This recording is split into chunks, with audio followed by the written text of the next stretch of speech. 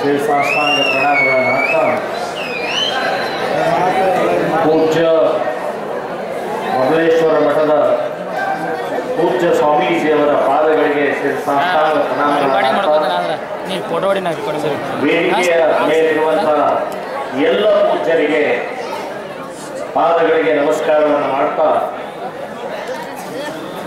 ಆತ್ಮೀಯ ಬಂಧುಗಳೇ, ಈ ಕಾರ್ಯಕ್ರಮಕ್ಕೆ ಬಂದಂತಹ ಸುತ್ತಮುತ್ತಲಿನ ಹಳ್ಳಿಗಳಿಂದಲೂ ಕೂಡ ಗ್ರಾಮಗಳಿಂದಲೂ ಕೂಡ ಬಂದಿದ್ದಾರೆ.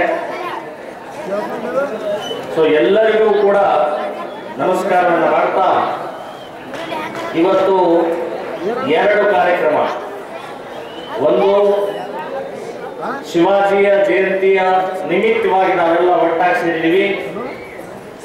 ಎರಡನೇದು ಶ್ರೀರಾಮ ಸೇನೆ ಸಂಘಟನೆಯ ಘಟಕ ಉದ್ಘಾಟನೆ ಆಗಿದೆ. ಛತ್ರಪತಿ ಶಿವಾಜಿ ಮಹಾರಾಜರು ಈಗಾಗಲೇ ಪೂಜ್ಯ ಸ್ವಾಮೀಜಿಯವರು ಹೇಳಿದರು, ಅವರ ಜೀವನ, ಅವರ ಆದರ್ಶ, ಅವರ ಇತಿಹಾಸ ನಮಗೆಲ್ಲರಿಗೂ ಪ್ರೇರಣೆ, ನಮಗೆಲ್ಲರಿಗೂ ಒಂಥರ ಆದರ್ಶ ಇದೆ. ನಮ್ಮ ಜೀವನದಲ್ಲೂ ಕೂಡ ನಾವು ಅದೇ ರೀತಿಯ ನಡ್ಕೊಳ್ಬೇಕು ಅಂತನ್ನುವಂಥದ್ದು ಇದು ಆದರ್ಶ ಅಂತ ಹೇಳ್ತಾರೆ.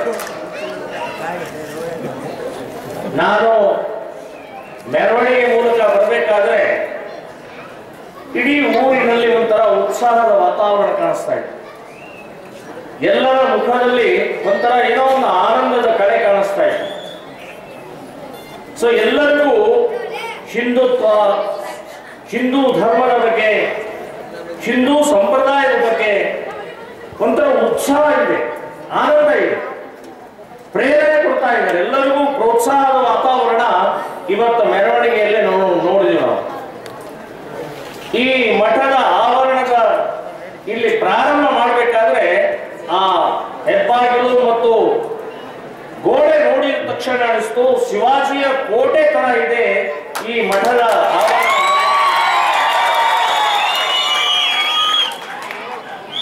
ಈ ರೀತಿಯ ಈ ಕಾರ್ಯಕ್ರಮ ಇಲ್ಲಿ ಆಚರಣೆ ಮಾಡ್ತಾ ಇರುವಂತಹದ್ದು ಅತ್ಯಂತ ಸ್ತುತ್ಯಾರ್ಹವಾಗಿದೆ, ಯೋಗ್ಯವಾಗಿದೆ ಅಂತನ್ನುವಂಥದ್ದು ನಾನು ಹೇಳ್ತಾ ಇದ್ದೇನೆ.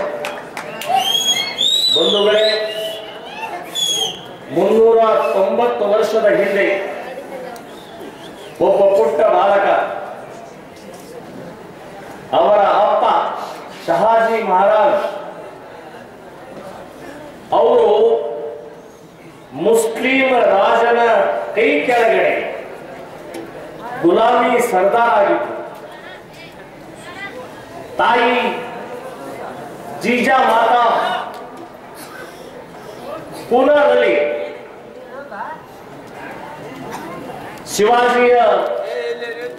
ಶಿವಾಜಿಗೆ ಜನ್ಮ ಕೊಡ್ತಾರೆ. ಶಿವಾಜಿನ ಬೆಳೆದ ನಂತರ ಶಹಾಜಿ ಮಹಾರಾಜರು ಬೆಂಗಳೂರಿನಲ್ಲಿ ಇರ್ತಾರೆ. ಜೀಜಾ ಮಾತಾ ಬೆಂಗಳೂರಿಗೆ ಕರ್ಕೊಂಡು ಹೋಗುದಿಲ್ಲ, ಸ್ವತಂತ್ರವಾಗಿ ಸ್ವಾಭಿಮಾನವನ್ನ, ದೇಶಾಭಿಮಾನವನ್ನ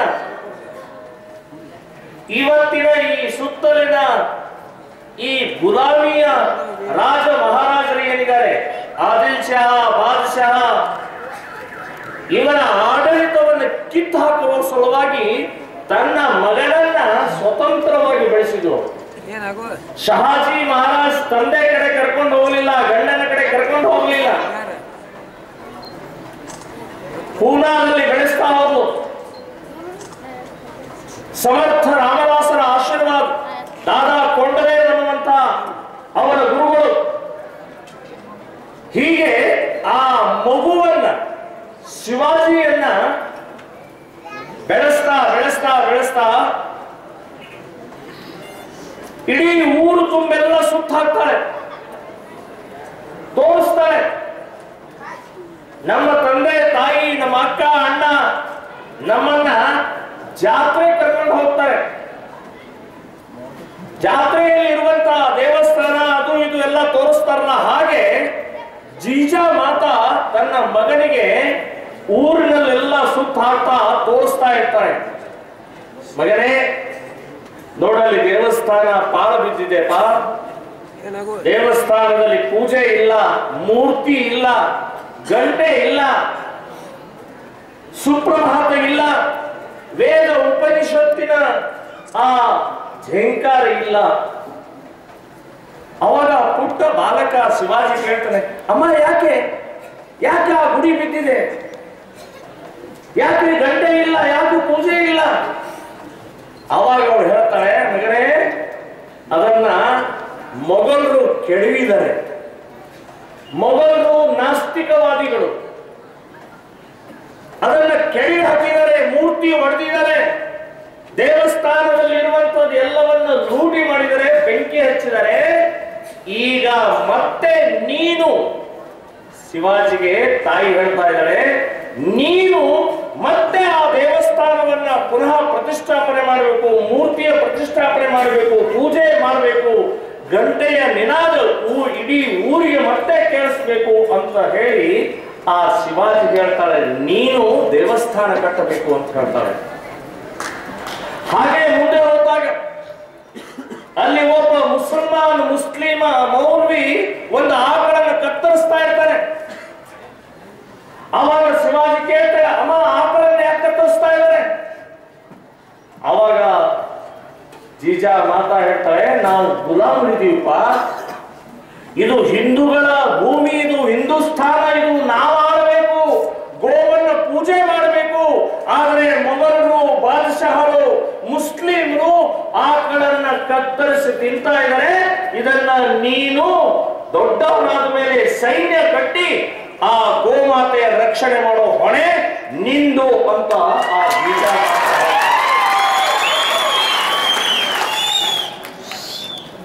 ಆ ಜೀಜಾ ಮಾತಾ ಹೇಳಿಲ್ಲ, ಏನ್ ಹೇಳಿಲ್ಲ, ಅದೆಲ್ಲ ಶ್ರೀರಾಮ್ ಸೇನೆ ಸಂಘಟನೆ ಕೆಲಸ, ನೀನೇನ್ ಮಾಡಕ್ ಹೋಗೋಣ, ನೀನ್ ಇಂಜಿನಿಯರ್ ಆಗು, ದುಡ್ಡು ಗಳಿಸು, ಮದುವೆ ಆಗು, ಮಕ್ಕಳನ್ನ ಮಾಡು, ಮನೆ ಕಟ್ಟು ಅಂತ ಹೇಳಿ ಜೀಜಾ ಮಾತಾ ತನ್ನ ಮಗನಿಗೆ ಹೇಳಲಿಲ್ಲ. ಏನ್ ಹೇಳಿದ್ರು, ನೀನೇ ಆ ಗೋಮಾತೆಯ ರಕ್ಷಣೆ ಮಾಡಬೇಕು ಅಂತ ಹೇಳಿ. ನೋಡಿ ಎಂಥ ಮಹಾನ್ ತಾಯಿಯವರು. ಆಮೇಲೆ ಕೋಟೆ ಕಾಣಿಸ್ತಾ ಇದೆ, ಆ ಕೋಟೆಯ ಮೇಲೆ ಹಸಿರು ಬಾವುಟ ಹಾರಾಡ್ತಾ ಇದೆ. ಅದನ್ನು ತೋರಿಸ್ತಾಳೆ ಜೀಜಾ ಮಾತಾ, ನೋಡಲ್ಲಿ ಆ ಕೋಟೆ ನಮ್ದು, ಆ ಕೋಟೆ ಹಿಂದೂಗಳದ್ದು. ಆ ಕೋಟೆಯ ಮೇಲೆ ಹಸಿರು ಬಾವುಟ ಹಾರಾಡ್ತಾ ಇದೆ. ಅದು ಕೋಟೆ ಈಗ ಮೊಘಲರ ಕೋಟೆ ಆಗಿದೆ, ಮೊಘಲರ ವಶದಲ್ಲಿದೆ. ಅದನ್ನ ನೀನು ದೊಡ್ಡವನಾಗಿ ಸೈನ್ಯ ಕಟ್ಟಿ ಆ ಹಸಿರ ಬಾವುಟವನ್ನ ಕೆಳಗಡೆ ಇಳಿಸಿ ಕೇಸರಿ ಭಗವಾ ಧ್ವಜವನ್ನು ನೀನು ಹಾರಿಸಬೇಕು.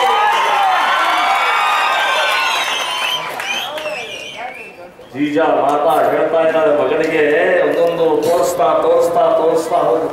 ಮಗನಿಗೆ ಅನಿಸ್ತು, ನಾನ್ ಮಾಡಬೇಕು.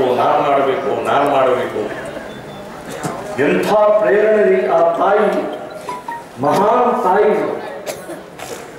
ಬರೇ ಹೇಳ್ತಾ ಹೋಗ್ಲಿಲ್ಲ,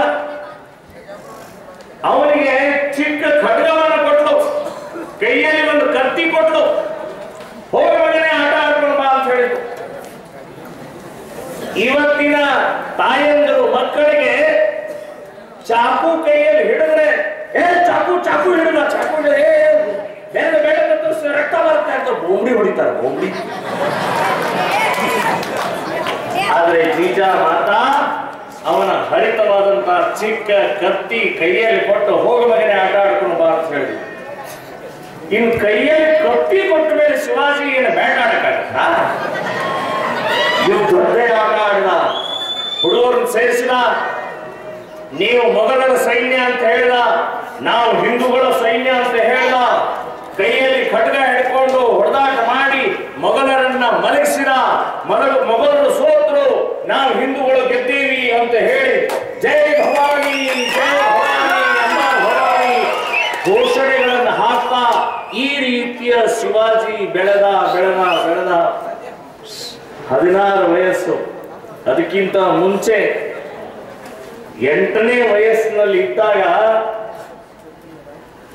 ಶಹಾಜಿ ಮಹಾರಾಜರಿಗೆ ಅನಿಸುತ್ತೆ, ನನ್ನ ಮಗನನ್ನ ಬಿಜಾಪುರದ ಬಾದಶಾನಿಗೆ ಒಂದ್ಸಲ ಪರಿಚಯ ಮಾಡಿಸಬೇಕು ಅಂತ ಅನಿಸುತ್ತೆ. ಅವಾಗ ಜೀಜಾ ಮಾತಾ ಹೇಳ್ತಾಳೆ, ಬೇಡ, ಶಿವಾಜಿ ಸ್ವಾಭಿಮಾನಿಯಾಗಿ ಬೆಳೆಸಬೇಕಾಗಿದೆ, ಶಿವಾಜಿಯನ್ನ ಸ್ವತಂತ್ರವಾಗಿ ಬೆಳೆಸಬೇಕಾಗಿದೆ, ಶಿವಾಜಿಯನ್ನ ವೀರ ಪುತ್ರರನ್ನಾಗಿ ಬೆಳೆಸಬೇಕಾಗಿದೆ ಅಂತ ಜೀಜಾ ಮಾತಾ ತನ್ನ ಗಂಡನಿಗೆ ಹೇಳ್ತಾಳೆ. ಆದ್ರೂ ಹಠ ಹಿಡಿದು ಶಹಾಜಿ ಮಹಾರಾಜರು ಒಂದ್ಸಲ ತನ್ನ ಮಗನನ್ನು ಕರ್ಕೊಂಡ್ ಬರ್ತಾರೆ ಬಿಜಾಪುರದ ಬಾದಶಾಹನ ಕಡೆಗೆ.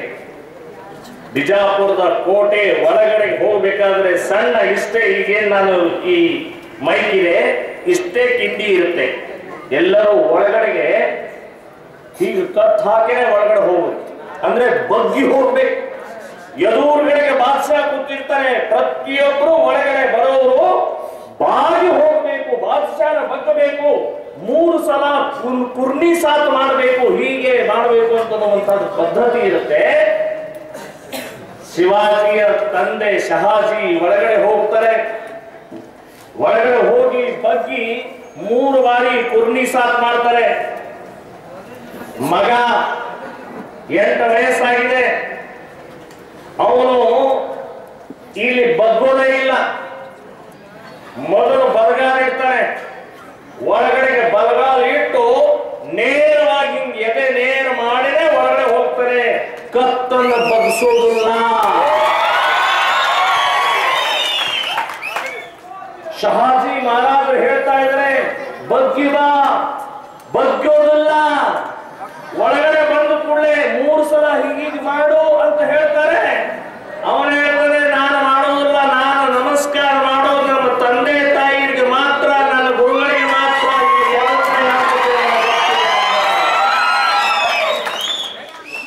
ಬಾದಶಾಹನಿಗೆ ಒಂದು ಸಲ ಸಿಟ್ಟು ಬಂದ್ಬಿಡುತ್ತೆ, ಈ ಚೋಟುದ್ ಹುಡುಗ ಇದ್ದಾನೆ, ಈಗಲೇ ಇಷ್ಟು ಮಾಡ್ತಾ, ಇನ್ನು ದೊಡ್ಡವನಾದ್ರೆ ಏನ್ ಮಾಡಬಹುದು ಅಂತ ಹೇಳಿ ಸ್ವಲ್ಪ ಒಂದು ಸಲ ಸಿಟ್ಟು ಬರುತ್ತೆ. ಆದ್ರೂ ಛೋಟಾಯ್ ಛೋಡ್ದೋ ಅಂತ ಹೇಳ್ತಾರೆ. ಆ ಛೋಟಾನೇ ಮುಂದೆ ಹೆಂಗೆ ಛೋಟಾ ಮಾಡುತ್ತೆ ಅಂತ ನಿಮಗೆ ಹೇಳ್ತೀನಿ. ಬಂಧುಗಳೇ, ಈ ರೀತಿಯ ಸ್ವಾಭಿಮಾನದ ಆ ಮಹಾನ್ ತಾಯಿ ಜೀಜಾ ಮಾತಾ ತನ್ನ ಎದೆಯ ಹಾಲಿನ ಜೊತೆಗೆ ದೇಶಭಕ್ತಿಯ ಅಮೃತವನ್ನು ಕುಡಿಸಿ 16ನೇ ವಯಸ್ಸಿಗೆ 16ನೇ ವಯಸ್ಸಲ್ಲಿ ಇವತ್ತಿನ SLC 10ನೇ ತರಗತಿಯ ವಿದ್ಯಾರ್ಥಿಗಳು ಯಾರಾದ್ರೂ ಇದ್ರೆ 16ನೇ ವಯಸ್ಸಿಗೆ ಛತ್ರಪತಿ ಶಿವಾಜಿಯರು 300 ಜನರ ಸೈನ್ಯವನ್ನು ತಗೊಂಡು ಒಂದು ಕೋಟೆಯನ್ನು ಗೆಲ್ತಾರೆ. ತೋರಣಗಢ ಅನ್ನುವಂತ ಒಂದು ಕೋಟೆಯನ್ನು ಗೆದ್ದು ಅಲ್ಲಿರುವಂತಹ ಹಸಿರ ಬಾವುಟವನ್ನು ಕಿತ್ತು ಬಿಸಾಕಿ ಕೇಸರಿ ಬಾವುಟವನ್ನು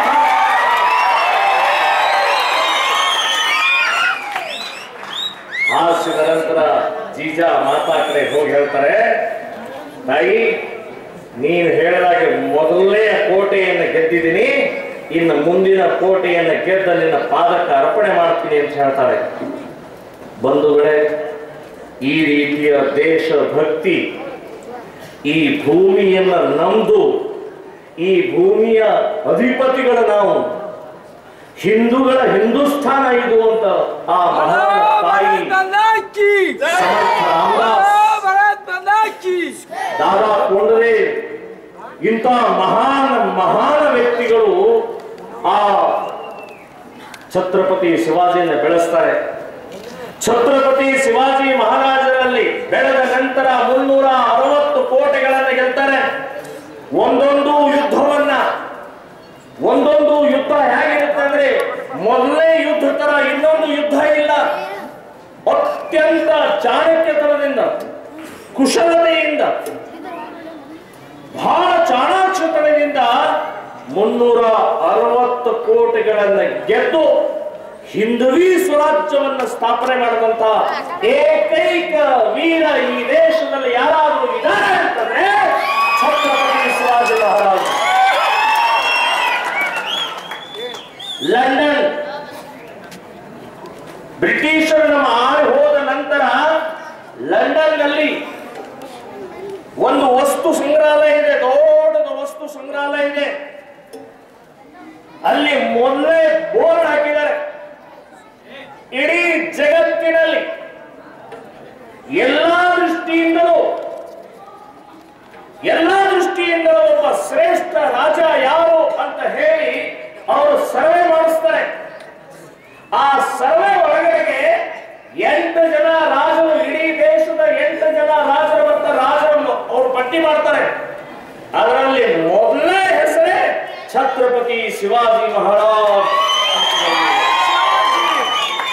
ಲಂಡನ್ನಲ್ಲಿ ಬಂಧುಗಳೇ, ಛತ್ರಪತಿ ಶಿವಾಜಿ ಮಹಾರಾಷ್ಟ್ರದಲ್ಲಿ ಹುಟ್ಟಿದ್ರು ಕೂಡ ಮರಾಠಿಗೋಸ್ಕರ, ಮಹಾರಾಷ್ಟ್ರಗೋಸ್ಕರ ಹೋರಾಟ ಮಾಡಲಿಲ್ಲ. ಇಡೀ ದೇಶ ಹಿಂದೂ ರಾಷ್ಟ್ರ ಆಗಬೇಕು, ಹಿಂದೂಗಳ ಸಂರಕ್ಷಣೆ ಆಗಬೇಕು, ಗೋಮಾತೆಯ ಸಂರಕ್ಷಣೆ ಆಗಬೇಕು, ಹಿಂದೂ ಸ್ತ್ರೀಯರಿಗೆ ಗೌರವ ಸಿಗಬೇಕು ಅಂತ ಹೇಳಿ ಛತ್ರಪತಿ ಶಿವಾಜಿ ಮಹಾರಾಜರ ಹೋರಾಟವನ್ನು ಮಾಡಿದಂತಹ ಮಹಾನ್ ವ್ಯಕ್ತಿಯ ಜಯಂತಿಯನ್ನು ಇವತ್ತು ಆಚರಣೆ ಮಾಡ್ತಾ ಇರುವಂತದ್ದು. ನಾವು ಕೂಡ ಅದನ್ನೇ ಅನುಸರಿಸಬೇಕಾಗಿದೆ. ಇವತ್ತಿಗೂ ಗೋ ಹತ್ಯೆ ಆಗ್ತಾ ಇದೆ, ಇವತ್ತಿಗೂ ನಮ್ಮ ಹಿಂದೂ ಸ್ತ್ರೀಯರ ಮೇಲೆ ಅತ್ಯಾಚಾರ ಆಗ್ತಾ ಇದೆ, ಇವತ್ತು ನಮ್ಮ ಜಾಗಗಳನ್ನು ಅತಿಕ್ರಮಣ ಮಾಡ್ಕೊಳ್ತಾ ಇದ್ದಾರೆ, ಇವತ್ತು ಹಸಿರು ಮಾರಾಟ ಹಾರಾಡ್ತಾ ಇದೆ. ಸೊ ಅಂತದನ್ನ ಇವತ್ತು ಹೋಗಲಾಡಿಸಿ ಹಿಂದವಿ ಸ್ವರಾಜ್ಯವನ್ನು ಸ್ಥಾಪನೆ ಮಾಡೋಸ್ಕರ ನಾವಿಲ್ಲಿ ಕೂತಂತವ್ರು ಪ್ರತಿಯೊಬ್ಬರು ಕೂಡ ಛತ್ರಪತಿ ಶಿವಾಜಿಯ ಅವತಾರವನ್ನು ನಾವು ತಗೊಳ್ಳಬೇಕಾಗಿದೆ.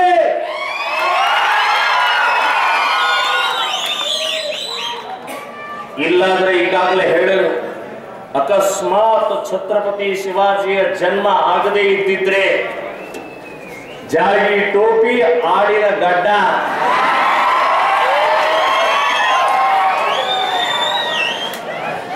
ನಾವು ಯಾರು ಅಶೋಕ್ ಅಭಿಷೇಕ ಇರ್ತಾ ಇರಲಿಲ್ಲ.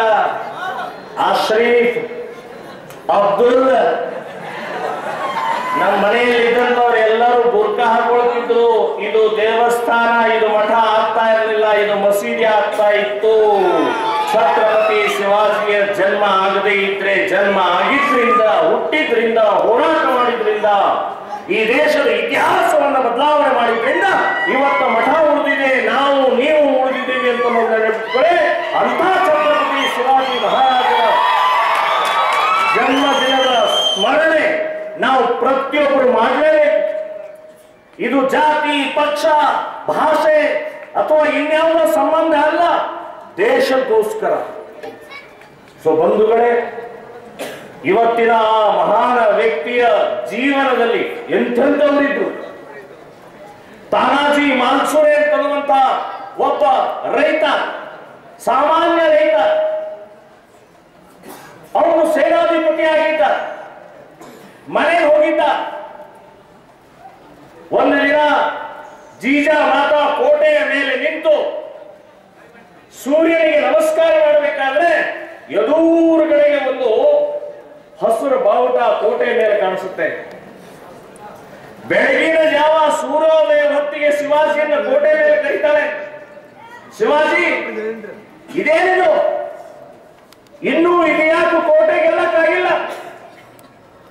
ಆವಾಗ ಅವನು ಹೇಳ್ತಾನೆ, ಈ ಕೋಟೆ ಗೆಲ್ಲಬೇಕಾದ್ರೆ ಒಬ್ಬನಿಂದ ಮಾತ್ರ ಸಾಧ್ಯ ಇದೆ, ನಾನು ಅದನ್ನು ಮಾಡ್ತೀನಿ ಅಂತ ಹೇಳಿ ತಾಯಿಗೆ ನಮಸ್ಕಾರ ಮಾಡಿ ತಾನಾಜಿ ಮಾಲ್ಸುರೆ ಅಂತನ್ನುವಂತ ಆ ಸೇನಾಧಿಪತಿ ಮನೆ ಹೋಗಿರ್ತಾನೆ, ಅವನನ್ನು ಕರೆಸ್ತಾರೆ.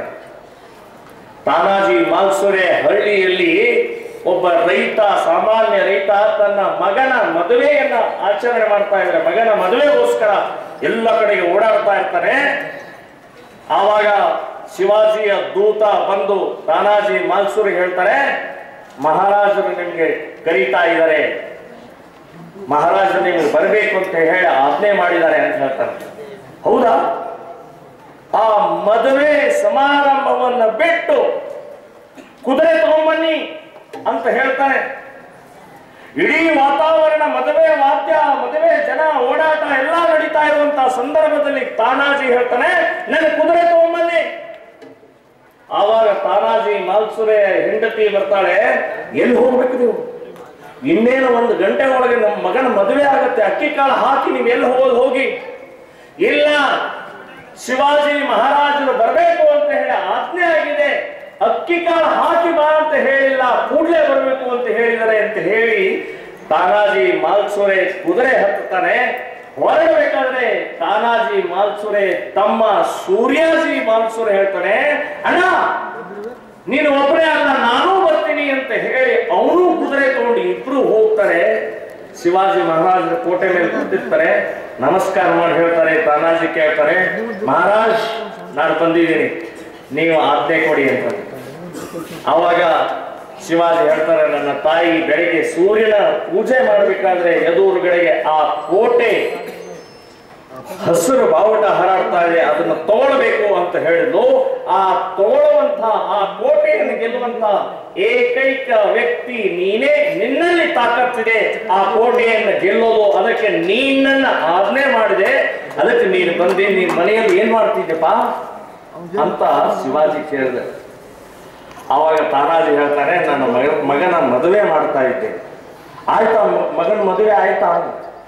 ಇಲ್ಲ ಆಗಿಲ್ಲ ಅಂತ ಹೇಳಿ. ಅರೆ ಮಗನ ಮದುವೆ ನೀನು ಬಿಟ್ಟು ಬಂದಿದೇನು, ಹೋಗಿ ಪೂರ್ತಿ ಮಾಡ್ಕೊಂಡು ಬಾರ.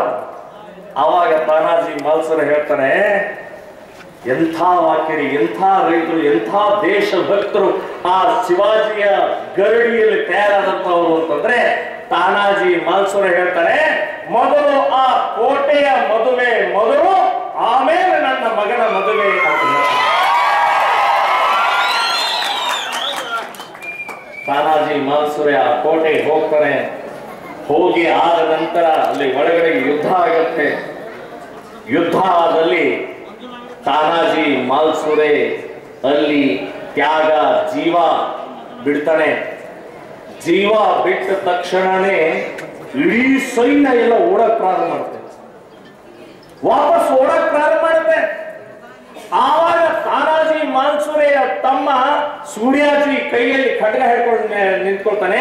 ನಿಲ್ಲಿ, ಎಲ್ಲ ಹೊರಟಿದ್ದಾರೆ, ನನ್ನ ಅಣ್ಣನ ತ್ಯಾಗ ಆಗಿದೆ, ನನ್ನ ಅಣ್ಣನ ಜೀವ ಹೋಗಿದೆ, ಶಿವಾಜಿ ಮಹಾರಾಜರ ಆಜ್ಞೆ ಮಾಡಿದ್ದಾರೆ, ಈ ಕೋಟೆಯನ್ನು ಗೆದ್ದು ಬರಬೇಕು ಅಂತ ಆಜ್ಞೆ ಮಾಡಿದ್ದಾರೆ. ಈ ಸೋತ ಮುಖವನ್ನ ತಗೊಂಡು ನಾವು ಶಿವಾಜಿ ಕಡೆ ಹೋಗ್ಬೇಕಾ? ಇಲ್ಲ, ನಾವು ವಾಪಸ್ ಹೋಗಂಗಿಲ್ಲ, ಈ ಕೋಟೆ ಗೆದ್ದೆ ಹೋಗಬೇಕು ಅಂತ ಹೇಳಿ ಮತ್ತೆ ಹರ ಹರ ಮಹಾದೇವ್ ಅಂತ ಹೇಳಿ ಯುದ್ಧ ಮಾಡ್ತಾರೆ. ಯುದ್ಧದಲ್ಲಿ ಮತ್ತೆ ಜಯ ಸಿಗತ್ತೆ. ಆವಾಗ ಛತ್ರಪತಿ ಶಿವಾಜಿಗೆ ಸುದ್ದಿ ಗೊತ್ತಾದ ತಕ್ಷಣ ಛತ್ರಪತಿ ಶಿವಾಜಿ ಆ ಕೋಟೆಗೆ ಬರ್ತಾರೆ. ಕೋಟೆಗೆ ಬಂದ ತಕ್ಷಣ ಎಲ್ಲರ ಮುಖದಲ್ಲಿ ದುಃಖದ ಛಾಯೆ ಇರುತ್ತೆ. ಆವಾಗ ಶಿವಾಜಿ ಕೇಳ್ತಾರೆ, ಯಾಕೆ ಯಾಕೆ ದುಃಖದಲ್ಲಿ, ಯಾಕೆ ಸುಮ್ಮನೆ ಕೂತಿದ್ದಾರೆ? ಜಯ ಜಯಕಾರ ಹಾಕಿ, ಜಯ ಜಯಕಾರ ಹಾಕಿ, ಇಂತಹ ದೊಡ್ಡ ಕೋಟೆಯನ್ನು ನಾವು ಗೆದ್ದಿದ್ದೀವಿ ಅಂತ ಹೇಳಿದಾಗ ಅವರು ಹೇಳ್ತಾರೆ, ತಾನಾಜಿ ಮಾಲ್ಸುರೆ ಅವರು ಸತ್ತಿದ್ದಾನೆ ಅಂತ. ತಾನಾಜಿ ಮಾಲ್ಸುರೆ ಸತ್ತಿದ್ದಾನೆ, ಬಲಗೈ ಬಂಟ ತರ ಇದ್ದಂತ ಅವನು ನಾನು ಸತ್ತಿದ್ದಾನೆ ಅಂತ ತಕ್ಷಣನೇ ಶಿವಾಜಿ ಕುಸಿದ ಕೆಳಗಡೆ ಕೂತ್ಕೊಳ್ತಾರೆ. ಆವಾಗ ಅವರ ಬಾಯಿಂದ ಒಂದು ವಾಕ್ಯ ಬರುತ್ತೆ, ಗಡ ಆಲ ಪಣ್ ಸಿಂಹಗೆಲ. ಕೋಟೆ ಬಂತು ಆದ್ರೆ ನನ್ನ ಸಿಂಹ ಹೋಯ್ತು ಅಂತ ಒಂದು ಉಚ್ಚಾರ ಮಾಡ್ತಾರೆ. ಅದಕ್ಕೆ ಸಿಂಹಗಡ ಅಂತ ಹೆಸರಿಡ್ತಾರೆ. ಈ ರೀತಿಯ ಸಾಮಾನ್ಯ ರೈತರನ್ನೂ ಕೂಡ ಅಗಾಧವಾದಂತಹ ದೇಶಭಕ್ತಿಯ ಮೂಲಕ ಹಿಂದವಿ ಸ್ವರಾಜ್ಯವನ್ನು ಸ್ಥಾಪನೆ ಮಾಡಿದಂತಹ ಛತ್ರಪತಿಯ ಶಿವಾಜಿಯ ಜಯಂತಿಯ ಆಚರಣೆ ಅತ್ಯಂತ ಸಮರ್ಪಕವಾಗಿದೆ. ನಾವು ಆಚರಣೆ ಮಾಡಲೇಬೇಕು. ಮಹಾಪುರುಷರ ಆಚರಣೆ, ಜಯಂತಿಯನ್ನು ಆಚರಣೆ ಮಾಡುವಂತಹ ಉದ್ದೇಶ ಏನು? ಅವರ ಇತಿಹಾಸ, ಅವರು ಮಾಡಿದಂತಹ ಕಾರ್ಯ ನಮ್ಮ ಜೀವನದಲ್ಲಿ, ನಮ್ಮ ಸಮಾಜದಲ್ಲಿ, ನಮ್ಮ ದೇಶಕ್ಕೋಸ್ಕರ ಅವರ ಜೀವನದ ಆ ಭಾಗಗಳನ್ನು ಅಳವಡಿಸೋದೇ ನಮ್ಮ ಕರ್ತವ್ಯದ ಭಾಗ ಆಗಿದೆ. ಬಂಧುಗಳೇ, ಇವತ್ತು ಗೋ ಹತ್ಯೆ ಆಗ್ತಾ ಇದೆ, ಗೋ ಮಾತೆಯ ಹತ್ಯೆ ಆಗ್ತಾ ಇದೆ, ನಿರಂತರವಾಗಿ ಆಗ್ತಾ ಇದೆ. ಪೂಜ್ಯ ಸ್ವಾಮೀಜಿಯವರು ಹೇಳಿದರು, ನಾವು ಈ ಭಾಗದಲ್ಲೆಲ್ಲ ಗೋ ಮಂಗಲ ಯಾತ್ರೆಯ ಸಮಯದಲ್ಲಿ ಓಡಾಡಿದೀವಿ, ಜಾಗೃತಿ ಮೂಡಿಸಿದೀವಿ, ರಥಯಾತ್ರೆಯನ್ನ ತಗೊಂಡು ಹೋದೀವಿ ಅಂತ ಹೇಳಿದ್ರು. ಬಂಧುಗಳೇ, ಗೋ ರಕ್ಷಣೆ ಅನ್ನುವಂಥದ್ದು ಈಗ ಸ್ವಾತಂತ್ರ್ಯ ಬಂದ ಮೇಲೆ ಅಲ್ಲ, ಸಾವಿರಾರು ವರ್ಷದಿಂದ ಗೋಮಾತೆ ಅನ್ನುವಂಥದ್ದು ನಮ್ಮ ಭೂಮಿಯ ಮೇಲೆ ಆ ಆಕಳನ್ನ ತಾಯಿಯ ಸ್ವರೂಪದಲ್ಲಿ ಕಂಡಂತಹ ನಮ್ಮ ದೇಶ, ನಮ್ಮ ಸಂಪ್ರದಾಯ ಇದು. ಋಷಿ ಮುನಿಗಳನ್ನು ಕೂಡ ಗೋವು ಗೋವು ಗೋವು ಗೋಮಾತಾ ಅಂತ ಹೇಳ್ಕೊಂಡು ಪೂಜೆ ಮಾಡಿಕೊಂಡು ಅವತ್ತಿನ ಶ್ರೀಮಂತಿಕೆ, ಅವತ್ತಿನ ಶ್ರೀಮಂತಿಕೆ ಹೇಗೆ ಅಳಿತಾ ಇದ್ರು ಅಂತಂದ್ರೆ ನಿಮ್ಮ ಮನೆಯಲ್ಲಿ ಎಷ್ಟು ಆಕಳಗಳಿದಾವೆ ಅಷ್ಟು ನಿಮ್ಮ ಶ್ರೀಮಂತಿಕೆಯನ್ನು ಅಳಿತಾ ಇದ್ರು, ಅಷ್ಟು ಗೌರವವನ್ನು ಕೊಡ್ತಾ ಇರುವಂತಹ ಸಂಪ್ರದಾಯ ನಮ್ದಿತ್ತು. ಯಾಕೆ? ಆಕಳು ಬೇಡಿದ್ದನ್ನು ಕೊಡುತ್ತೆ, ಅದಕ್ಕೆ ಕಾಮಧೇನು ಅಂತ ಹೇಳಿದೆವು. ಆಕಳ ಹಾಲು, ಬೆಣ್ಣೆ, ತುಪ್ಪ, ಮೊಸರು, ಸಗಣಿ, ಮೂತ್ರ ಎಲ್ಲವೂ ಶ್ರೇಷ್ಠವಾಗಿದೆ, ಇದು ಸಿದ್ಧವಾಗಿದೆ. ಆಕಳ ಮೂತ್ರದಿಂದ 32 ಕಾಯಿಲೆಗಳ ಗುಣ ಮಾಡುವಂತ ಶಕ್ತಿ ಇವತ್ತು ಔಷಧಿಯನ್ನು ಕಂಡು ಹಿಡಿದಿದ್ದಾರೆ. ಆಕಳ ಸಗಣಿಯಿಂದ ಇವತ್ತು ಸಾವಯವ ಗೊಬ್ಬರದ ಮೂಲಕ ಎಂಥ ಶ್ರೇಷ್ಠ ಬೆಳೆಗಳನ್ನು ಬೆಳೀತಾ ಇದ್ದಾರೆ. ಶ್ರೇಷ್ಠ ಬೆಳೆಗಳನ್ನ ಇವತ್ತು ಫಾರಿನ್ಗೆ, ವಿದೇಶಕ್ಕೆ ರಫ್ತಾಗ್ತಾ ಇದೆ ನಮ್ಮ ಸಾವಯವ ಗೊಬ್ಬರದ ವಸ್ತುಗಳು. ಬಂಧುಗಳೇ, ಇಷ್ಟೊಂದು ಶ್ರೇಷ್ಠವಾದಂತಹ ಆಕಳನ್ನ ಬರೇ ಪೂಜಾ ಪ್ರಾಣಿ ಅಂತ ನಾವು ರಕ್ಷಣೆ ಮಾಡಿ ಅಂತ ಹೇಳ್ತಾ ಇಲ್ಲ. ಅದರ ಒಳಗಡೆಗೆ ಆಕಳ ಶರೀರದಲ್ಲಿ ಎಲ್ಲಾ ದೇವರುಗಳ ವಾಸಸ್ಥಾನ ಇದೆ ಅಂತನ್ನುವಂತ ನಂಬಿಕೆ, ವಿಶ್ವಾಸ ನಮ್ದು. ಅಷ್ಟೇ ಅಲ್ಲ, ನಮ್ಮ ದೇಶದಲ್ಲಿ ಇವತ್ತು 6 ಲಕ್ಷ ಹಳ್ಳಿಗಳ ನಾಡು ನಮ್ದು. 6 ಲಕ್ಷ ಹಳ್ಳಿಗಳಿದ್ದಾವೆ. 6 ಲಕ್ಷ ಹಳ್ಳಿಗಳಲ್ಲಿ ಜನಜೀವನ, ಉದ್ಯೋಗ ಯಾವುದು ಅಂತಂದ್ರೆ ರೈತು, ಒಕ್ಕಲ್ತನ, ಕೃಷಿ. ಆ ಕೃಷಿಗೆ ಆಕಳು ಬೇಕು, ಎತ್ತು ಬೇಕು, ಹೋರಿ ಬೇಕು, ಆಕಳ ವಂಶ ಬೇಕು. ಸೊ ಅದಕ್ಕೆ ನಮಗೆ ಅನ್ನ ಹಾಕ್ತಾ ಇದೆ, ನಮ್ಮ ಕೈ ಕೆಲಸ ಕೊಡ್ತಾ ಇದೆ, ನಮಗೆ ಗೊಬ್ಬರ ಕೊಡುತ್ತೆ, ನಮಗೆ ಔಷಧಿ ಕೊಡುತ್ತೆ, ನಮಗೆ ದೇವರ ನಡೆದಾಡುವ ದೇವರ ತರ ನಾವು ನೋಡ್ಕೊಳ್ತೀವಿ. ಅಂತ ಆಕಳ ಸಂರಕ್ಷಣೆ ನಮ್ಮ ಜವಾಬ್ದಾರಿ. ಅದಕ್ಕೋಸ್ಕರ ಋಷಿ ಮುನಿಗಳು ಅಲ್ಲಿಂದ ಇಲ್ಲಿವರೆಗೆ ಹೇಳಿದ್ದು ಗೋ ಮಾತಾ, ತಾಯಿಯ ಸ್ವರೂಪದಲ್ಲಿಟ್ಟಂತಹ ಆ ಮಾತೆಯನ್ನ, ತಾಯಿಯನ್ನ ರಕ್ಷಣೆ ಮಾಡೋದು ನಮ್ಮ ಕೆಲಸ ರೀ. ಇವತ್ತು ನಿರ್ವಂಶ ಆಗ್ತಾ ಇದೆ. 162 ದೇಸಿ ತಳಿಗಳು ಇದ್ದು ನಮ್ಮಲ್ಲಿ, ಇವತ್ತು ಬರೇ 32 ಉಳಿದಿದ್ದಾವೆ. ಪೂಜ್ಯ ಸ್ವಾಮೀಜಿಯವರು ಎಲ್ಲರೂ ಶಪಥ ತೊಟ್ಟಿದ್ದಾರೆ, ಗೋಮಾತೆಯ ರಕ್ಷಣೆ ಆದರೆ ನಮ್ಮ ದೇಶದ ರಕ್ಷಣೆ, ಗೋವಿನ ರಕ್ಷಣೆ ದೇಶದ ರಕ್ಷಣೆ ಆಗುತ್ತೆ. ನಮಗೆಲ್ಲರಿಗೂ ಆಧಾರ ಇದೆ, ನಮಗೆಲ್ಲರೂ ಕೈ, ಹಾಲು, ಬೆಣ್ಣೆ, ತುಪ್ಪ, ಮೊಸರು ಎಲ್ಲವನ್ನೂ ಕೊಡ್ತಾ ಇದೆ. ಬಂಧುಗಳೇ, ಕ್ಯಾನ್ಸರ್ ರೋಗ, ಕ್ಯಾನ್ಸರ್ ಬಂದ್ರೆ ಇಡೀ ಜಗತ್ತಿನ ಡಾಕ್ಟರ್ಗಳು ಕೈ ಎತ್ತಿ ಬಿಡ್ತಾರೆ. ಕ್ಯಾನ್ಸರ್ಗೆ ಔಷಧಿ ಇಲ್ಲ, ನೀನ್ ಎಷ್ಟು ದಿನ ಬದುಕು ಅಂತ ಹೇಳಿ ಬಿಟ್ಬಿಡ್ತಾರೆ. ಆದ್ರೆ ನಮ್ಮ ಆಕಳು ಹೇಳುತ್ತೆ, ನಮ್ಮ ಗೋಮಾತಾ ಹೇಳುತ್ತೆ, ಅಪ್ಪ ಕ್ಯಾನ್ಸರ್ ರೋಗಿ ನೀನೇನು ಚಿಂತೆ ಮಾಡಬೇಡ, ಗೋಮೂತ್ರ ಕುಡಿದು ನಿನ್ನ ಕ್ಯಾನ್ಸರ್ ರೋಗವನ್ನ ನಿವಾರಣೆ ಮಾಡುವಂತಹ ಶಕ್ತಿ ಆಕಳಲ್ಲಿದೆ ಅಂತ ಇವತ್ತು ಸಿದ್ಧ ಆಗಿದೆ.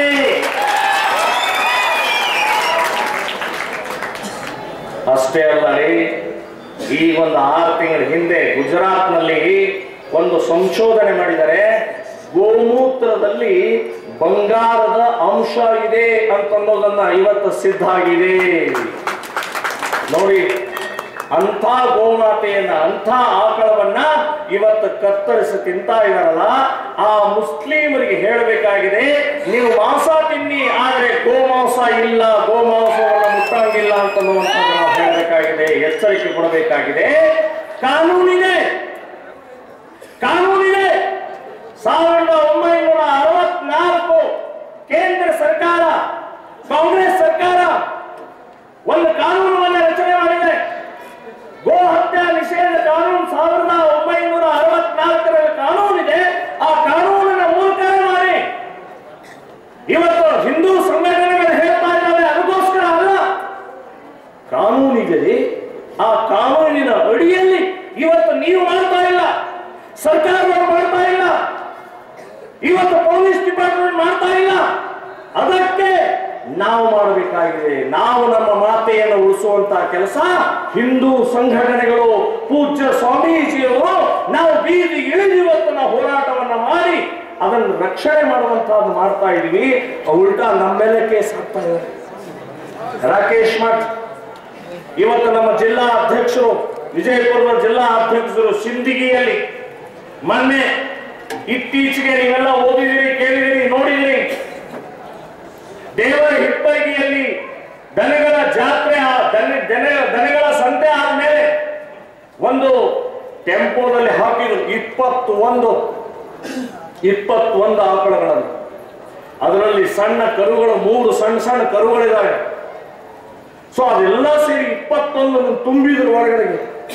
ಅಲ್ಲಿ ಒಬ್ಬ ಕಾರ್ಯಕರ್ತ ನೋಡಿದ, ಅವನು ಇಮಿಡಿಯೇಟ್ ಫೋನ್ ಮಾಡಿದ ರಾಕೇಶ್ಗೆ, ಇಂಥ ನಂಬರು ಇಂಥ ಟೆಂಪೋ 21 ಆಕಳ ಹಾಕಿದರೆ ಹೊರಟಿದೆ ನಿಮ್ಮ ಕಡೆಗೆ, ಆ ಕಡೆ ಬರ್ತಾ ಇದೆ ನೋಡ್ರಿ ಅಂತ ಹೇಳಿ.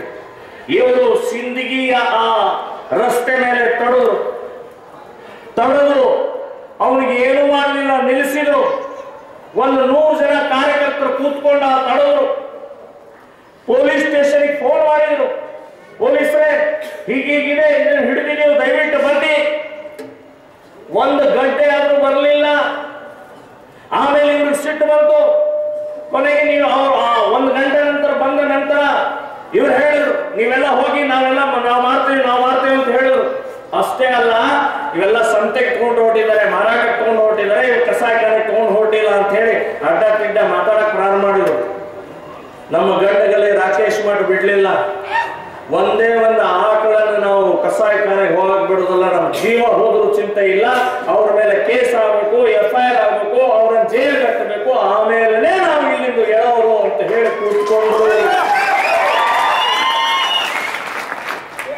ಆಮೇಲೆ ಬಂಧುಗಳೇ, ಉಲ್ಟಾ ನಮ್ಮ ರಾಕೇಶ್ ಮಠ್ ಮತ್ತು ಇತರರು ಅಂತ ಹೇಳಿ ನಮ್ಮ ಇವರನ್ನೇ ಅರೆಸ್ಟ್ ಮಾಡಿ ಇಮಿಡಿಯೇಟ್ FIR ಮಾಡಿ ರಾತ್ರೋರಾತ್ರಿನೇ ದರ್ಗಾ ಜೈಲಿಗೆ ಕಳಿಸ್ತಾರೆ. ಅವರನ್ನ ಯಾರು ಕಸಾಯಿಖಾನೆಗೆ ಕರ್ಕೊಂಡು ಹೋಗ್ತಾ ಅಂತ ನೀಚರನ್ನ ಅವರನ್ನ ಆಸ್ಪತ್ರೆಗೆ ಕರ್ಕೊಂಡು ಹೋಗಿ ಬಿಡ್ತಾರೆ. ಇದು ನಮ್ಮ ವ್ಯವಸ್ಥೆ. ಇಂಥ ನಿರ್ಲಜ್ಜ, ಇಂಥ ಇವತ್ತು ಗೋ ಹಂತಕರನ್ನ ಧಿಕ್ಕಾರ ಹೇಳಿ ಇವತ್ತು ಶ್ರೀರಾಮ ಸೇನೆ ಸಂಘಟನೆಯ ಮೂಲಕ ಪೂಜ್ಯ ಸ್ವಾಮೀಜಿಯವರ ಆಶೀರ್ವಾದದ ಮೂಲಕ ಇನ್ನು ಮುಂದಿನ ದಿನಗಳಲ್ಲಿ ಒಂದೇ ಒಂದು ಆಕಳನ್ನು ಕಸಾಯಿಖಾನೆ ಇಟ್ಕೊಂಡು ಹೋದ್ರೆ ಕೈಯನ್ನು ಕತ್ತರಿಸ್ತೀವಿ ಅಂತನ್ನುವಂತ ಎಚ್ಚರಿಕೆಯನ್ನು ಕೊಡ್ತಾ ಇದ್ದೇನೆ.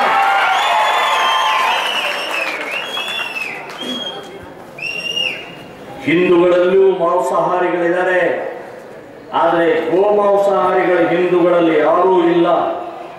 ನೀವು ಮಾಂಸ ತಿನ್ನಿ, ಆದ್ರೆ ಗೋಮಾಂಸ ಇಲ್ಲ, ಗೋಮಾಂಸ ತಿನ್ನಾಗಿಲ್ಲ ಅಂತ ಹೇಳ್ತಾ ಇದ್ದೀನಿ. ನಾನು ಕೇಂದ್ರ ಸರ್ಕಾರದ ಮೋದಿ ಅವರಿಗೆ ಒಂದು ಅಭಿನಂದನೆಯನ್ನು ಹೇಳ್ತಾ ಇದ್ದೀನಿ. ನೀವು ಪ್ರಧಾನಮಂತ್ರಿ ಆದ ಮೇಲೆ ಏನು ಬಿಜೆಪಿ ರಾಜ್ಯದಲ್ಲಿ ಗೋ ಹತ್ಯಾ ನಿಷೇಧ ಕಾನೂನನ್ನು ಜಾರಿ ಮಾಡಿದ್ದಕ್ಕೆ ನಿಮಗೆ ಅಭಿನಂದನೆಗಳನ್ನು ಹೇಳ್ತಾ ಇದ್ದೀನಿ. ಮಹಾರಾಷ್ಟ್ರ, ಮುಂಬೈನಿಂದ ಇಡೀ ದೇಶದ ಕಸಾಯಿಖಾನೆಗಳು 30% ಇವತ್ತು ಮುಂಬೈನಲ್ಲಿದ್ದಾರೆ, 30% ಮುಂಬೈನಲ್ಲಿದ್ದಾವೆ.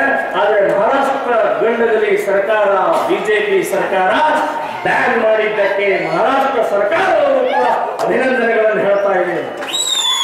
ಇದರ ಜೊತೆಗೆ ಬಂಧುಗಳೇ, ನಾವೆಲ್ಲರೂ ಕೂಡ ನಾನು ಕೈ ಮುಗಿದು ಕೇಳ್ಕೊಳ್ತಾ ಇದ್ದೀನಿ, ಪ್ರಧಾನಮಂತ್ರಿಯವರಿಗೆ, ನರೇಂದ್ರ ಮೋದಿ ಅವರಿಗೆ, ನೀವು ಇಲ್ಲಿ ಕೂತಂತವರು ಮನೆಗೆ ಹೋಗಿ 50 ಪೈಸೆ ಕಾರ್ಡ್, ಪೋಸ್ಟ್ ಕಾರ್ಡ್ ತಗೊಂಡು ಪ್ರಧಾನಮಂತ್ರಿಗೆ ಒಂದು ಪತ್ರ ಬರೀಬೇಕು. ಒಂದು, ಇಡೀ ಭಾರತದಲ್ಲಿ ಗೋ ಹತ್ಯಾ ನಿಷೇಧ ಆಗಬೇಕು. ಒಂದು. ಎರಡನೇದು, ಇವತ್ತು ಇಡೀ ಜಗತ್ತಿನಲ್ಲಿ ಗೋಮಾಂಸ ರಫ್ತಾಗ್ತಾ ಇರುವಂತದ್ದು ಭಾರತ ನಂಬರ್ 1 ನಮ್ಮ ದೇಶದಿಂದ ಗೋಮಾಂಸ ರಫ್ತಾಗ್ತಾ ಇದೆ. ಅದನ್ನ ದಯವಿಟ್ಟು ಪ್ರಧಾನಮಂತ್ರಿಯವರೇ, ನರೇಂದ್ರ ಮೋದಿ ಅವರೇ, ನೀವು ರಫ್ತಾಗೋದನ್ನ ನಿಲ್ಲಿಸಬೇಕು. ಈ 2 ಅಂಶ ಬರೋದು, ಪತ್ರ ಬರೋದು, ನಮ್ಮ ಕೂಗಿದೆ, ನಮ್ಮ ಇದು ಧ್ವನಿ ಇದೆ, ನಮ್ಮ ನೋವಿದೆ, ನಮ್ಮ ಸಿಟ್ಟಿದೆ, ಇದನ್ನ ದಯವಿಟ್ಟು ನೀವು ಪಾಲಿಸಬೇಕು ಅಂತ ಹೇಳಿ ಒಂದು ಪತ್ರವನ್ನ ಎಲ್ಲರೂ ಬರೀಬೇಕು ಅಂತ ನಾನು ವಿನಂತಿ ಮಾಡ್ಕೊಳ್ತಾ ಇದ್ದೀನಿ. ಈ ರೀತಿಯ ಛತ್ರಪತಿ ಶಿವಾಜಿ ಮಹಾರಾಜರ ವಿಚಾರಧಾರೆಯನ್ನು, ಇತಿಹಾಸವನ್ನ ನಾವು ಅಳವಡಿಸಿಕೊಳ್ಳಬೇಕು. ಮನೆಯಲ್ಲಿ ಫೋಟೋಗಳನ್ನ, ಛತ್ರಪತಿ ಶಿವಾಜಿಯ ಫೋಟೋಗಳನ್ನ ಇಡಬೇಕು. ಇವತ್ತು ನನಗೆ ಬಹಳ ಖುಷಿ ಆಗ್ತಾ ಇದೆ. ಎಲ್ಲ ಕಡೆಗೆ ನಾನು ನೋಡ್ತಾ ಇದ್ದೇನೆ, ಕರ್ನಾಟಕದಲ್ಲಿ ಶಿವಾಜಿಯ ತರ ದಾಡಿಗಳನ್ನು ಬಿಡ್ತಾ ಇದ್ದಾರೆ, ಮೀಸಿಗಳನ್ನು ಬಿಡ್ತಾ ಇದ್ದಾರೆ. ನೋಡಿ ಖುಷಿ ಆಗ್ತಾ ಇದೆ, ಅಭಿನಂದನೆಗಳನ್ನು ಹೇಳ್ತಾ ಇದ್ದಾರೆ. ನಾವು ಇಲ್ಲಿ ಛತ್ರಪತಿ ಶಿವಾಜಿಯ ಅವತಾರಕ್ಕೂ ನಮ್ಮ ಪವಾರ್ ಅವರು ಕೂತಿದ್ದಾರೆ. ಹೇಗೆ ನೋಡಿದ್ರೆ ಕೂಡ ಗೊತ್ತಾಗುತ್ತೆ, ಛತ್ರಪತಿಯ ಎರಡನೇ ಛತ್ರಪತಿ ಬಂದು ಕೂತಿದ್ದಾರೆ ಅಂತ ಆನಂದ ಆಗುತ್ತೆ. ಬಂಧುಗಳೇ, ಇವತ್ತು ಶ್ರೀರಾಮ ಸೇನೆ ಸಂಘಟನೆ ಇದನ್ನೇ ಮಾಡ್ತಾ ಇದೆ. ನಾವು ಈ ಘಟಕ ಪ್ರಾರಂಭ ಆದಂತಹ ಹಿನ್ನೆಲೆಯಲ್ಲಿ ನಾನು ಹೇಳ್ತಾ ಇದ್ದೀನಿ, ಶ್ರೀರಾಮ ಸೇನೆ ಸಂಘಟನೆ ಪ್ರಾರಂಭ ಆಗಿ 10 ವರ್ಷ ಆಯ್ತು, 11ನೇ ವರ್ಷ ಕಾಲಿಟ್ಟಿದ್ದೀವಿ. ಸುಮಾರು 15,000 ಆಕಳಗಳನ್ನು ನಾವು ಉಳಿಸಿದ್ದೇವೆ. ಶ್ರೀರಾಮ ಸೇನೆ ಸಂಘಟನೆಯವರು ಹೋರಾಟ ಮಾಡಿ 3,700 ಹಿಂದೂ ಹುಡುಗಿಯರು ಮುಸ್ಲಿಮರ ಜೊತೆಗೆ ಓಡಿ ಹೋದವರನ್ನ ವಾಪಸ್ ತಂದು ಮನೆಗೆ ಸೇರಿಸಿ ಹಿಂದೂ ಹುಡುಗರ ಜೊತೆಗೆ ಮದುವೆ ಮಾಡಿದಂತಹ ಶ್ರೀರಾಮ ಸೇನೆ ಕಳೆದ 10 ವರ್ಷದಲ್ಲಿ ನಾವು ತೋರಿಸಿದ್ದೇವೆ. 18 ವ್ಯಾಯಾಮ ಶಾಲೆಗಳಿದ್ದಾವೆ. ಗರಡಿ ಮನೆಗಳನ್ನು ಮತ್ತೆ ಪುನಃ ಪ್ರಾರಂಭ ಮಾಡ್ತಾ ಇದ್ದೇವೆ. 7 ಗೋಶಾಲೆಗಳಿದ್ದಾವೆ. ಈ ರೀತಿ ಶ್ರೀರಾಮ ಸೇನೆ ಸಂಘಟನೆ ಕಳೆದ 10 ವರ್ಷದಲ್ಲಿ ನಾವು ಇವತ್ತು ಫೈಟಿಂಗ್ ಫೋರ್ಸ್, ಇವತ್ತು ಹೋರಾಟ ಮಾಡುವಂತಹ ಯುವಕರ ತಂಡವನ್ನ ಇಡೀ ರಾಜ್ಯದಲ್ಲಿ 2.5 ಲಕ್ಷ ಸದಸ್ಯರ ಮೂಲಕ ಸುಮಾರು 4,000 ಜನ ಪದಾಧಿಕಾರಿಗಳು ಕೆಲಸ ಮಾಡ್ತಾ ಇದ್ದಾರೆ. ಕರ್ನಾಟಕದಲ್ಲಿ ಅಷ್ಟೇ ಅಲ್ಲ, ಇಡೀ ದೇಶದ 12 ರಾಜ್ಯಗಳಲ್ಲಿ ಇವತ್ತು ಶ್ರೀರಾಮ ಸೇನೆ ಸಂಘಟನೆ ಕೆಲಸ ಮಾಡ್ತಾ ಇದೆ. ಬಂಧುಗಳೇ, ಇಂಥ ಸಂದರ್ಭದಲ್ಲಿ ಸಂಘಟನೆಯನ್ನು ಬಲಗೊಳಿಸಬೇಕಾಗಿದೆ. ಛತ್ರಪತಿ ಶಿವಾಜಿ ಮಹಾರಾಜರು ಹೇಗೆ ಸಂಘಟನೆಯ ಮೂಲಕ, ಸೈನ್ಯ ಕಟ್ಟುವ ಮೂಲಕ, ಛಾತ್ರತ್ವ ಬೆಳೆಸುವ ಮೂಲಕ, ದೇಶಭಕ್ತಿಯನ್ನು ಬೆಳೆಸುವ ಮೂಲಕ ಹಿಂದುವಿ ಸ್ವರಾಜ್ಯವನ್ನು ಸ್ಥಾಪನೆ ಮಾಡಿದ್ರು, ಅದೇ ಮಾದರಿಯಲ್ಲಿ ನಾವೆಲ್ಲರೂ ಸಂಕಲ್ಪ ಕೊಡಬೇಕು. ಹಿಂದುವಿ ಸ್ವರಾಜ್ಯ, ಹಿಂದೂ ರಾಷ್ಟ್ರ ನಿರ್ಮಾಣ ಮಾಡೋದಕ್ಕೋಸ್ಕರ ನಾವೆಲ್ಲರೂ ಸಂಘಟಿತರಾಗಬೇಕು.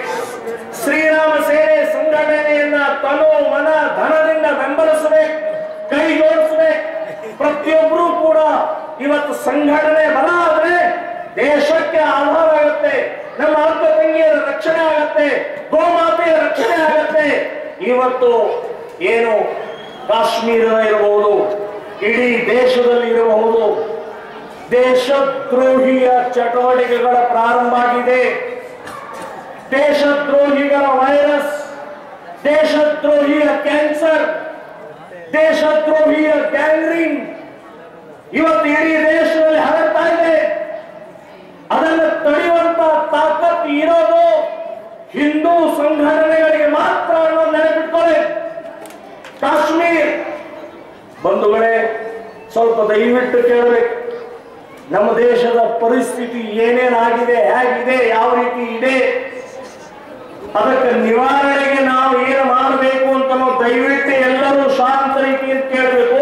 ಕಾಶ್ಮೀರ್, ಜಮ್ಮು ಕಾಶ್ಮೀರದಲ್ಲಿ 22 ಜಿಲ್ಲೆಗಳಿವೆ.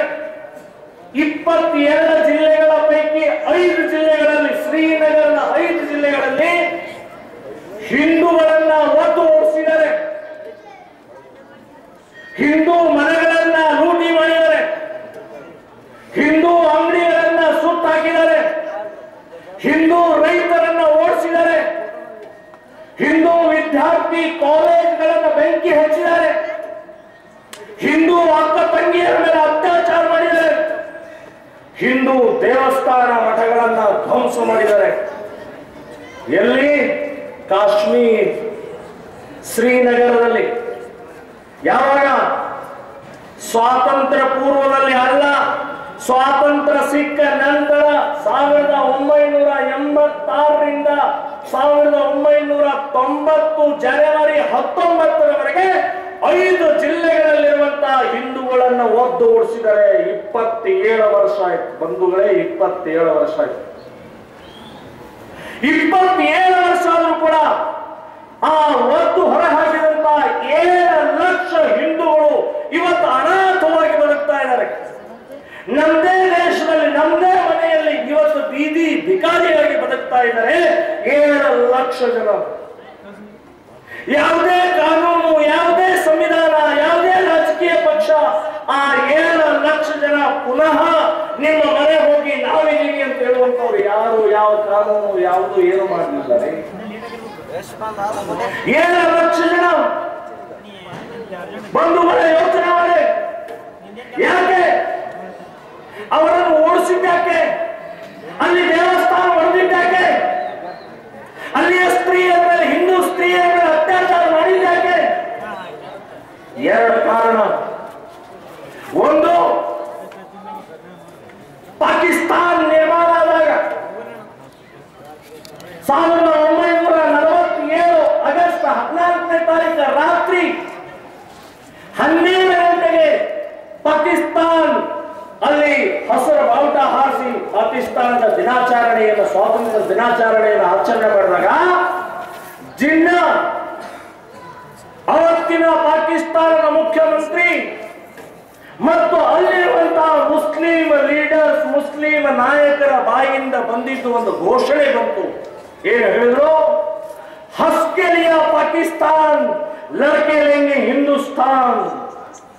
ನಗನಗತಾ ಪಾಕಿಸ್ತಾನವನ್ನು ತಗೊಂಡಿದ್ವಿ, ಇನ್ನು ಯುದ್ಧ ಮಾಡಿ ಹಿಂದೂಸ್ತಾನ್ ತಗೊಳ್ತೀವಿ ಅಂತ ಹೇಳಿ ಅವತ್ತಿನ ಮುಸ್ಲಿಮರು 47 ಸ್ವಾತಂತ್ರ್ಯ ದಿನೋತ್ಸವದಲ್ಲೇ ಅವತ್ತು ಘೋಷಣೆ ಮಾಡಿದರು. ಅವತ್ತೇ ಗೊತ್ತಾಗಬೇಕಾಗಿತ್ತು ನಮಗೆ, ಅವರಿಗೆ ಪಾಕಿಸ್ತಾನ ಬೇಡ, ಇಡೀ ದೇಶ ಹಿಂದೂಸ್ತಾನ ಬೇಕಾಗಿದೆ ಅಂತ ಗೊತ್ತಾಗಬೇಕಾಗಿತ್ತು. ಬ್ರಿಟಿಷರ ಜೊತೆಗೆ ಒಪ್ಪಂದ ಆಗಿತ್ತು. ಏನು ಒಪ್ಪಂದ? ಪಾಕಿಸ್ತಾನ ಆದ ತಕ್ಷಣನೇ ಭಾರತದಲ್ಲಿ ಇರುವಂತಹ ಎಲ್ಲಾ ಮುಸ್ಲಿಮರು ಪಾಕಿಸ್ತಾನಕ್ಕೆ ಹೋಗಬೇಕು, ಪಾಕಿಸ್ತಾನದಲ್ಲಿರುವಂತಹ ಎಲ್ಲಾ ಹಿಂದೂಗಳನ್ನ ಭಾರತಕ್ಕೆ ಕಳಿಸಬೇಕು ಅಂತ ಹೇಳಿ ಬ್ರಿಟಿಷರ ಜೊತೆಗೆ ಒಪ್ಪಂದ ಆಗಿತ್ತು. ಅಲ್ಲಿಯ ಹಿಂದೂಗಳನ್ನ, ಪಾಕಿಸ್ತಾನದಲ್ಲಿರುವಂತಹ ಹಿಂದೂಗಳನ್ನ ಕೊಂದ್ರು, ರಕ್ತ ಹರಿಸಿದ್ರು, ನಮ್ಮ ಹಿಂದೂ ಹೆಣ್ಣು ಮಕ್ಕಳ ಮೇಲೆ ಅತ್ಯಾಚಾರ ಮಾಡಿದ್ರು.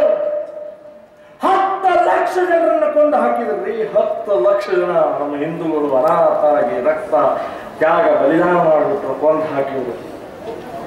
47ರಲ್ಲಿ ಅತ್ಯಾಚಾರ ಮಾಡಿದಂತಹ ಹಿಂದೂ ಅಕ್ಕ ತಂಗಿಯರ ಚೀರಾಟ ಇವತ್ತಿಗೂ ನಮ್ಮ ಕಿವಿಯಲ್ಲಿದೆ.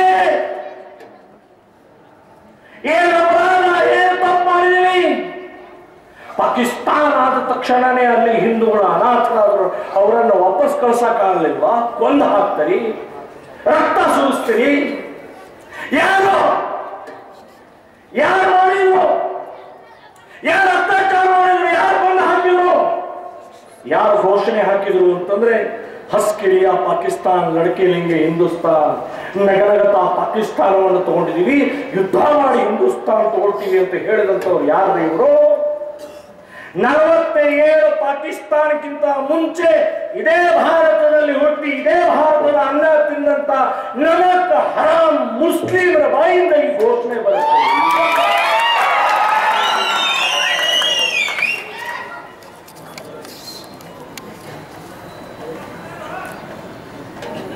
ಇಲ್ಲಿವರೆಗೆ ಇಲ್ಲಿ ಇರುವಂತಹ ಮುಸ್ಲಿಮರೇ ಘೋಷಣೆ ಹಾಕಿದ್ರು. ಬರೀ ಘೋಷಣೆ ಅಲ್ಲ, 5 ಯುದ್ಧ ಮಾಡಿದ್ರು. ಕಾರ್ಗಿಲ್ವರೆಗೆ 5 ಯುದ್ಧ ಆಯಿತು. 5 ಯುದ್ಧದಲ್ಲಿ ಭಾರತದ ಸೈನಿಕರು, ವೀರ ನೌಜವಾನ್ ಸೈನಿಕರು, ಭಾರತ ಮಾತೆಯ ವೀರ ಸುಪುತ್ರರು ಆ ಪಾಕಿಸ್ತಾನದ 5 ಯುದ್ಧದಲ್ಲಿ ನಮ್ಮ ಸೈನಿಕರ ತಾಕತ್ತನ್ನು ತೋರಿಸಿ ಅವರ ಮುಸ್ಲಿಂ ಪಾಕಿಸ್ತಾನದ ಸೈನಿಕರನ್ನ ಒದ್ದು ಓಡಿಸಿದ್ರು. 5 ಯುದ್ಧಗಳನ್ನು ಸೋಲಿಸಿ ಪಾಕಿಸ್ತಾನವನ್ನ ಬುದ್ಧೀಕರಿಸಿದಂತ ನಮ್ಮ ನೌಜವಾನ್ ಸೈನಿಕರಿದ್ದಾರೆ.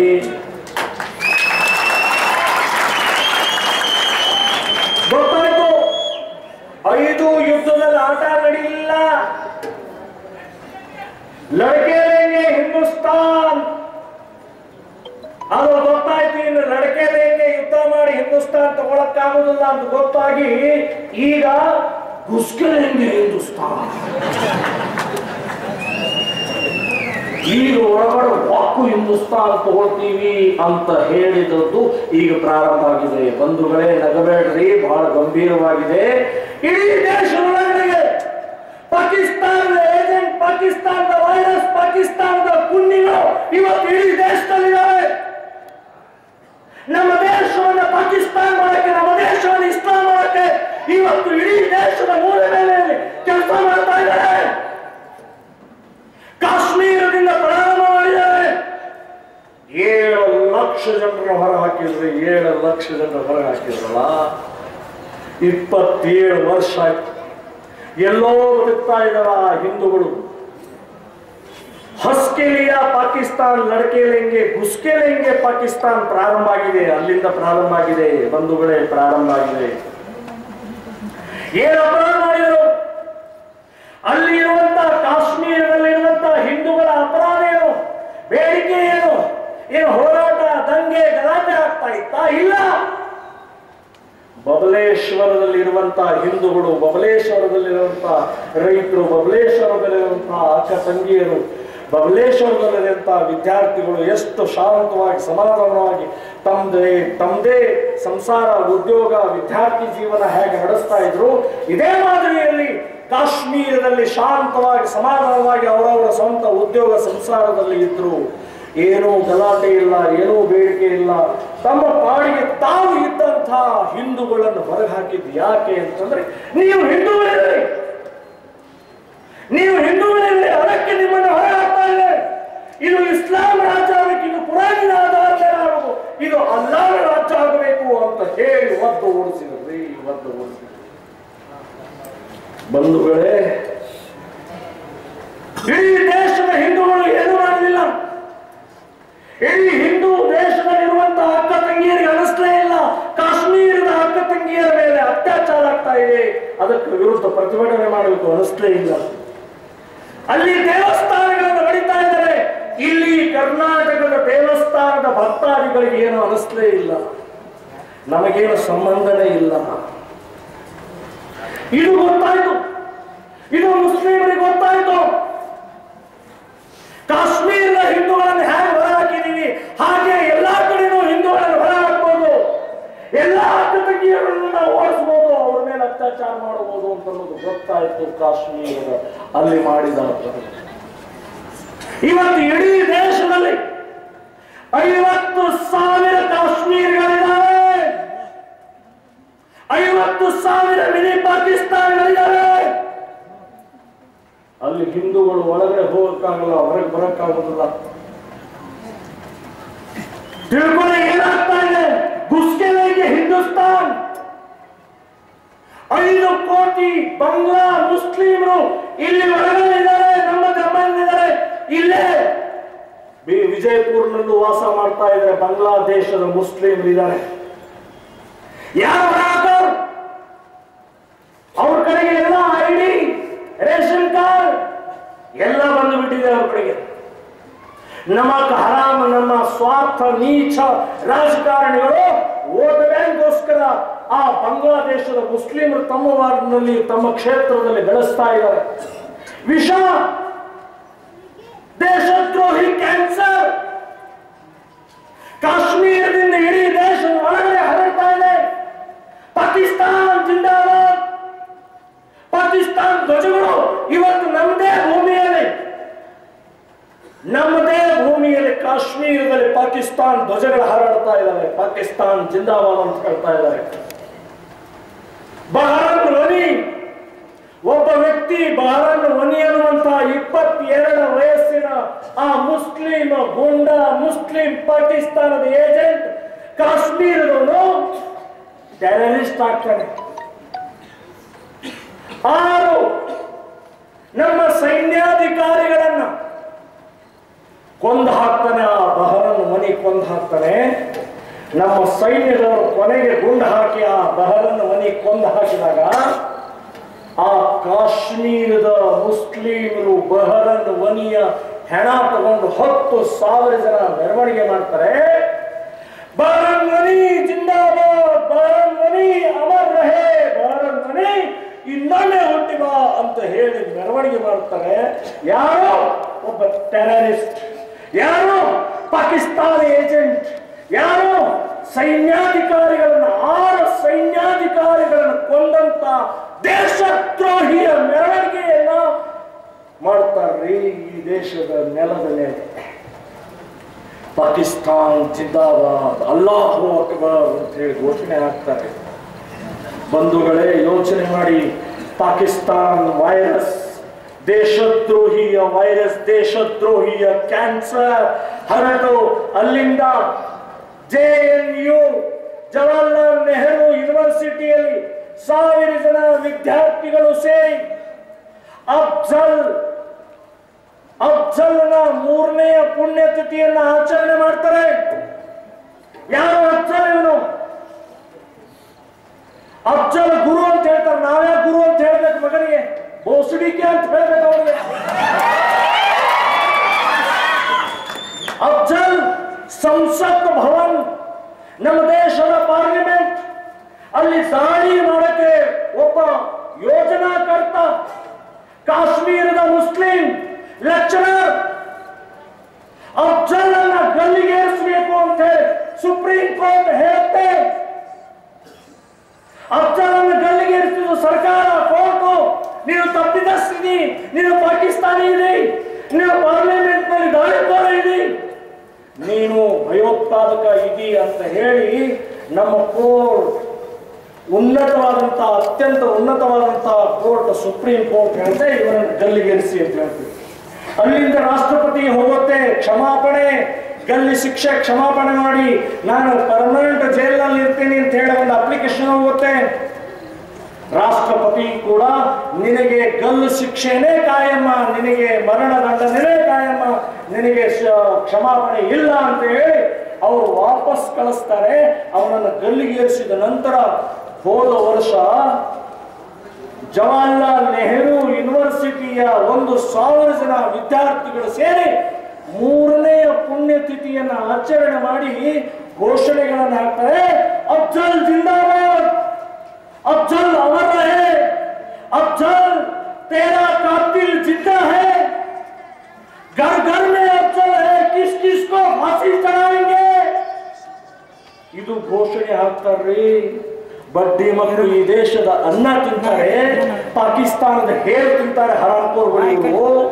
ಇಂಥವ್ರು ಘೋಷಣೆ ಹಾಕ್ತಾರೆ, ದೇಶ ಕೋ ಟುಕಡೆ ಟುಕಡೆ ಕರೆಂಗೆ ಅಂತ ಹೇಳಿ ಘೋಷಣೆ ಮಾಡ್ತಾರೆ. ಎಲ್ಲೇ?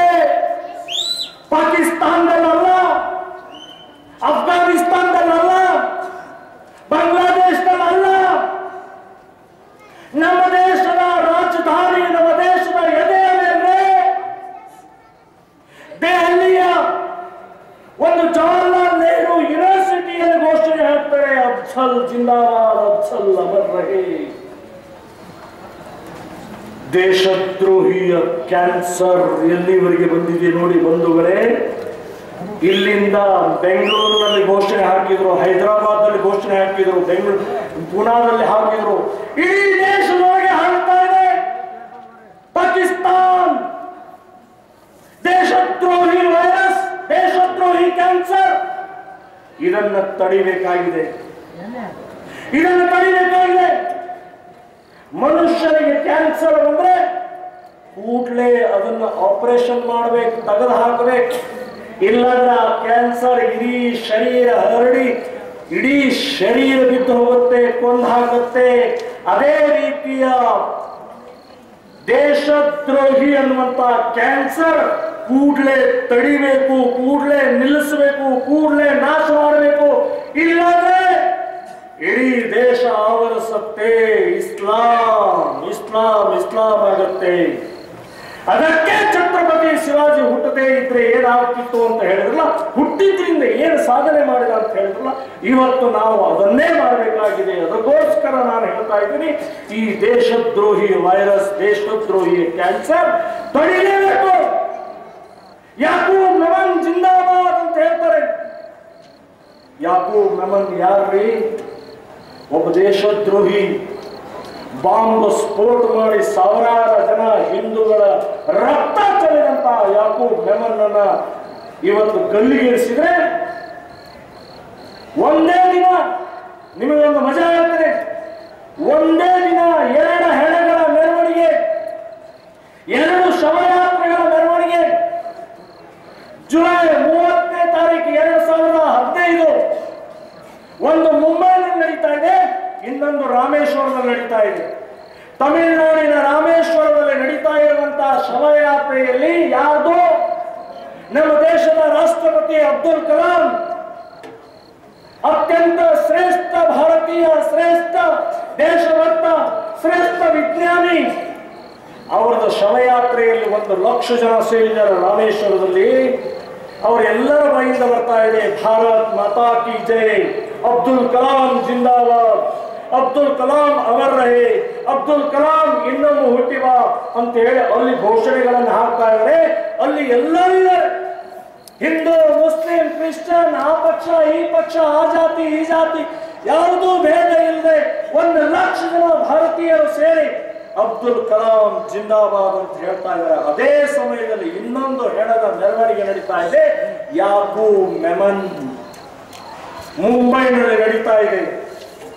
ಒಬ್ಬ ಟೆರರಿಸ್ಟ್ ಭಯೋತ್ಪಾದಕನ ಮೆರವಣಿಗೆಯಲ್ಲಿ ಸುಮಾರು 15,000 ಜನ ಮುಸ್ಲಿಮರು ಸೇರಿದ್ದಾರೆ. ಅದರಲ್ಲಿ 3-4,000 ಜನ ಬುರ್ಕಾ ಹಾಕೊಂಡು ಅವರು ಜೊತೆಗೆ ಸೇರಿದ್ದಾರೆ. ಅವರ ಬಾಯಿಂದ ಘೋಷಣೆ ಏನು? ಯಾಕೂಬ್ ಮೆಮನ್ ಜಿಂದಾಬಾದ್, ಅಲ್ಲಾಹು ಅಕ್ಬರ್, ಇಸ್ಲಾಂ ಜಿಂದಾಬಾದ್, ಯಾಕೂಬ್ ಮೆಮನ್ ಅಮರ್ ರಹೆ. ಬಂಧುಗಳೇ, ಯೋಚನೆ ಮಾಡಿ, ನಾವು ಅಬ್ದುಲ್ ಕಲಾಂ ಅವರನ್ನ ಮುಸ್ಲಿಂ ಅಂತ ಹೇಳಿ ಜೈ ಜೈಕಾರ ಹಾಕಲಿಲ್ಲ. ಒಬ್ಬ ಶ್ರೇಷ್ಠ ಭಾರತೀಯ, ಒಬ್ಬ ಶ್ರೇಷ್ಠ ರಾಷ್ಟ್ರಪತಿ, ಒಬ್ಬ ಶ್ರೇಷ್ಠ ವಿಜ್ಞಾನಿ ಅಂತ ಹೇಳಿ ನಾವು ಜೈ ಜೈಕಾರ ಹಾಕಿದ್ರೆ ಇಲ್ಲಿ ದೇಶದ್ರೋಹಿಯ ಪರವಾಗಿ ಈ ದೇಶದ ಅನ್ನ ತಿನ್ನಂತ ನಮಕ ಮುಸ್ಲಿಮರ ಬಾಯಿಂದ ಬರುತ್ತೆ, ಯಾಕೂಬ್ ಮೆಮನ್ ಜಿಂದಾಬಾದ್, ಅಲ್ಲಾಹು ಅಕ್ಬರ್ ಅಂತ ಬರುತ್ತೆ. ಬಂಧುಗಳೇ, ವೈರಸ್ ದೇಶದ್ರೋಹಿಯ ಕ್ಯಾನ್ಸರ್ ಹರಡ್ತಾ ಇದೆ.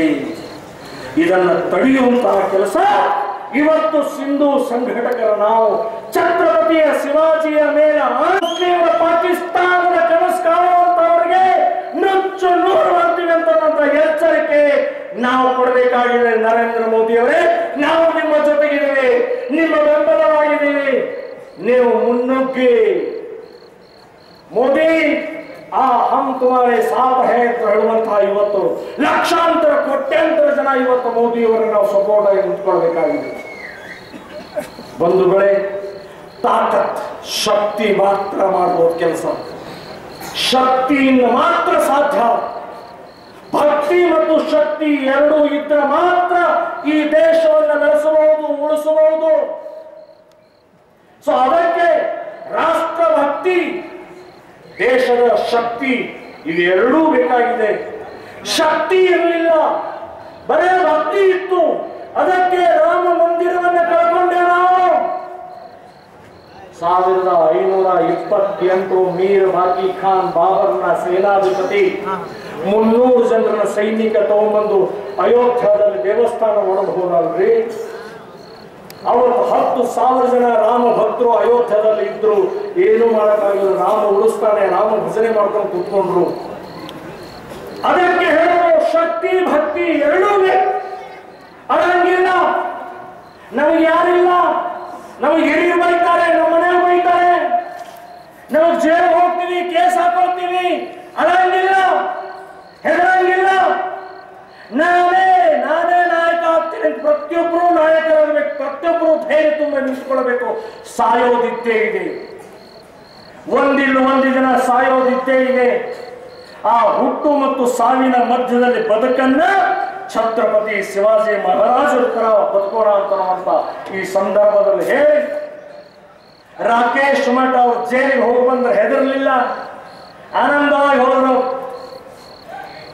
ಯಾರ್ಯಾರು ಜೈಲಿಗೆ ಯಾರ್ಯಾರು ಕೇಸ್ ಹಾಕೊಳ್ತಾರೆ, ಶ್ರೀರಾಮ ಸೇನೆ ಸಂಘಟನೆಯಿಂದ ಮೆಡಲ್ ಕೊಡ್ತೀವಿ, ನಾವು ಸ್ಟಾರ್ ಕೊಡ್ತೀವಿ. ಸ್ಟಾರ್ ಒಂದ್ಸಲ ಹೋದ್ರೆ 1, 2, 3, 4.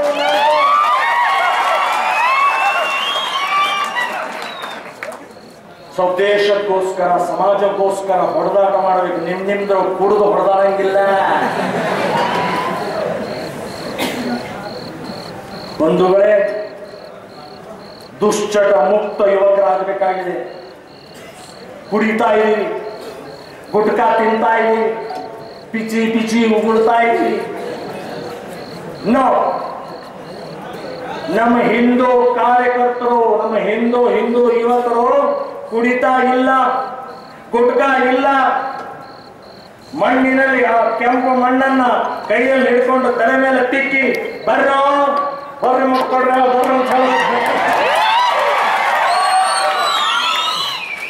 ಎಲ್ಲೋ ಅಡಿಗೆ ಕೂತು ಬಾಂಬ್ ಇಡೋ ಬೇಡ, ಎದರ ಬದರ ಬರುತ್ತಾ ಕತ್ತಿದ್ರೆ ಎದರ ಬದರ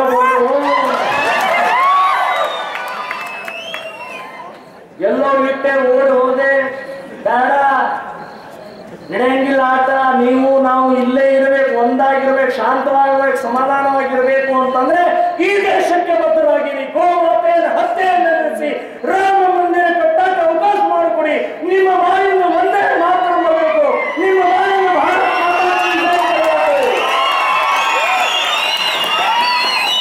ಆವಾಗ ನಾವು ಅಣ್ಣ ತಮ್ಮಂದರಾಗಿರ್ತೀವಿ ಅಂತ ಒಂದು ಎಚ್ಚರಿಕೆಯನ್ನು ಈ ದೇಶದ ಮುಸ್ಲಿಮರಿಗೆ ಹೇಳಬೇಕಾಗಿದೆ.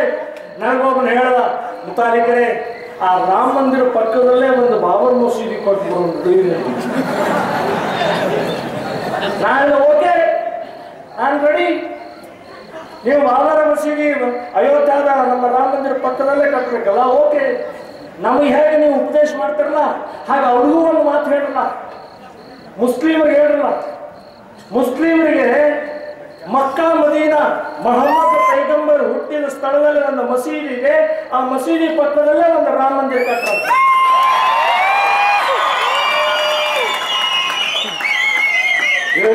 ಅದೇನ್ರಿ ಮುತಾಲಿಕರೇ, ಅದು ಹೌದ್ರಿ, ಬಡ್ಡಿ ಮಗನೇ ಇದು ನಮ್ದ್ರಿ. ಮುಸ್ಲಿಮ್ಗೆ ನಮಗೆ ಮಾತ್ರ ಹೇಳ್ತಾರೆ, ಅವ್ರು ಹೇಳ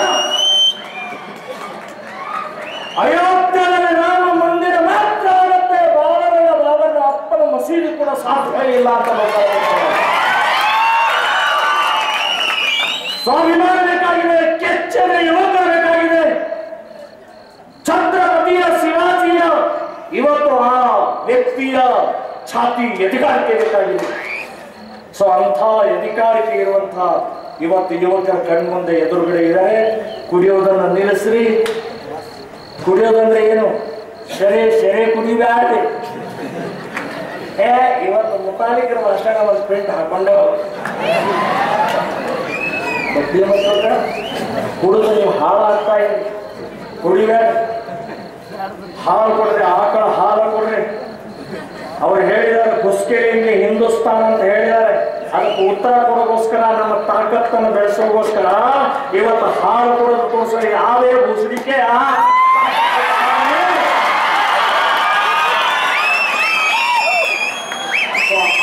ಶಕ್ತಿಯನ್ನು ಬೆಳೆಸ್ಕೊಳ್ಳುವಂತ ಯುವಕರನ್ನು ಬೇಕಾಗಿದೆ. ಇವತ್ತು ನಮ್ಮ ಬಬಲೇಶ್ವರದಲ್ಲಿ ಪೂಜ್ಯ ಸ್ವಾಮೀಜಿಗಳ ಆಶೀರ್ವಾದದಿಂದ ಶ್ರೀರಾಮ ಸೇನೆ ಘಟಕ ಉದ್ಘಾಟನೆ ಆಗಿದೆ.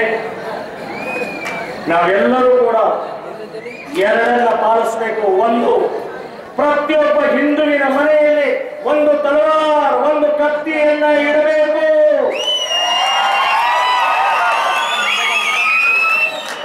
ಬರೀ ಚಪ್ಪಾಳೆ ಹೊರವಾಗುವುದಿಲ್ಲ, ಮನೆಯಾಗ ಮಂದಿ ಚಾಕು ಇಲ್ಲ. ಒಂದು ತಲವಾರ್, ಒಂದು ಹರಿತವಾದ ತಲವಾರ್ ಇಡಬೇಕು. ಯಾವ ಪೊಲೀಸ್ ಬರುವುದಿಲ್ಲ, ಯಾವ ಕೇಸ್ ಹಾಕುವುದಿಲ್ಲ. ಅಕಸ್ಮಾತ್ ಪೊಲೀಸರು ಬಂದ್ರೆ ಹೇಳಿ, ಪ್ರಮೋದ್ ಮುತಾಲಿಕ್ ಹೇಳಿದ್ರೆ ಅದಕ್ಕೆ ಎತ್ತಿದ್ದೀವಿ ಅಂತ ಹೇಳಿ